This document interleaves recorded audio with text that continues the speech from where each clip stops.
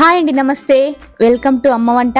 ఈరోజు సింపుల్ వేలో హెల్దీగా అండ్ టేస్టీగా బిస్కెట్స్ ని ఎలా ప్రిపేర్ చేసుకోవాలో చూద్దాం. దీనికోసం ముందుగా ఒక బౌల్లోకి పావు కప్పు దాకా బెల్లం పౌడర్ ని యాడ్ చేసుకోవాలి. మీ దగ్గర బెల్లం పౌడర్ లేకుంటే తురిమిన బెల్లాన్ని పావు కప్పు వరకు యాడ్ చేసుకోవచ్చు, లేదంటే షుగర్ అయినా వేసుకోవచ్చు. ఈ బిస్కెట్స్ ని హెల్దీగా చేయడం కోసం బెల్లం ని వాడుతున్నాను. నెక్స్ట్ ఇందులోకి పావు కప్పు దాకా నెయ్యిని యాడ్ చేసుకోవాలి. ఈ నెయ్యి ప్లేస్ లో ఆయిల్ నైనా బటర్ నైనా యాడ్ చేసుకోవచ్చు.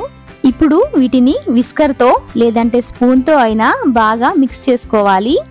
ఒక 5 మినిట్స్ వరకు కలుపుతూ ఉండాలి. 5 మినిట్స్ తర్వాత నెయ్యి బెల్లం క్రీమీ టెక్స్చర్ లాగా వస్తుంది. అలా వచ్చేంత వరకు మనం మిక్స్ చేసుకోవాలి. తర్వాత ఇందులోకి 3 టేబుల్ స్పూన్ల దాకా పాలని యాడ్ చేసుకోవాలి.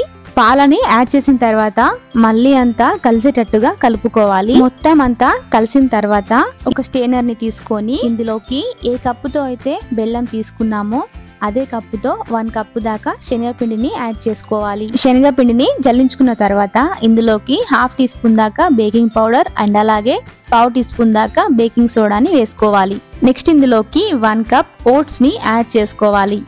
మొత్తం అంతా కలిసేటట్టుగా మిక్స్ చేసుకోవాలి. హ్యాండ్ తోనే మొత్తం కలుపుకోవాలి. మరీ గట్టిగా కాకుండా మరీ మెత్తగా కాకుండా ఇలా చూపిస్తున్న విధంగా ఉండాలి. తర్వాత ఇందులోకి చిన్నగా కట్ చేసి పెట్టుకున్న డ్రై ఫ్రూట్స్ ని యాడ్ చేసుకోవాలి. కావాలంటే చాకో చిప్స్ ని కూడా యాడ్ చేసుకోవచ్చు.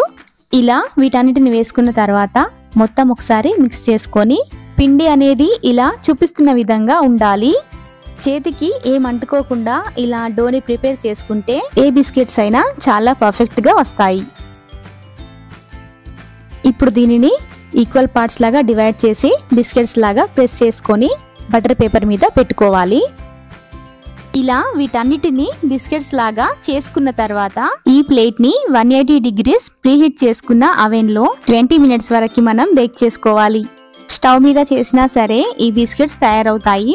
30 to 35 మినిట్స్ వరకు టైం పడుతుంది. ఈ అవెన్ లో 20 మినిట్స్ టైం పట్టింది ఈ బిస్కెట్స్ బేక్ అవ్వడానికి. అంతే అండి, ఓట్స్ బిస్కెట్స్ రెడీ.